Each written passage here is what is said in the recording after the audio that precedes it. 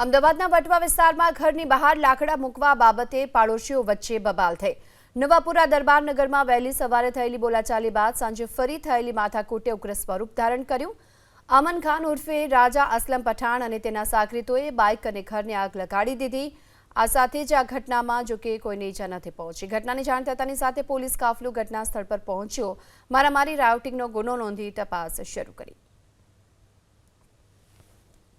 ઘરની બહાર લાકડા પડેલા હતા, એ લાકડા બાબતે સામાન્ય બોલાચાલી થઈ। એના અનુસંધાને સામસામે પક્ષે રાગદ્વેષ રાખી અને સાંજના લગભગ 7:30 વાગ્યાની આજુબાજુ ઝઘડો થયો, મહિલાઓ વચ્ચે ઝઘડો થયો અને મહિલાઓ જે છે એ જે તે વખતે હોસ્પિટલ ગયેલી।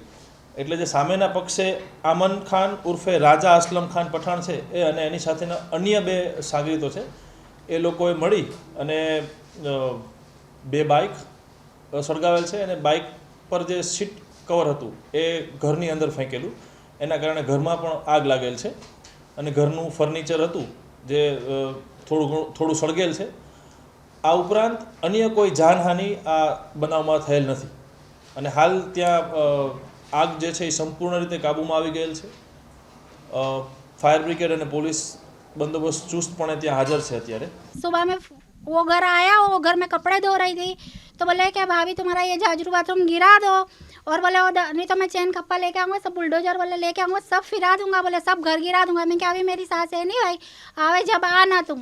और दुकान पे गए तो उसके पापा से जाके है ना बोला, तो उसके पापा ने बोला कि हमने पैसे से खरीदी है ज़मीन, फ्री में नहीं ली घर की ज़मीन, तो हम है ना हमारे पास कागज़ है। तो उसने दुकान में सब बढ़ने वाली गोली बिस्किट की सब गिरा दी और उसके पापा पे मार झूड़ करने लगा।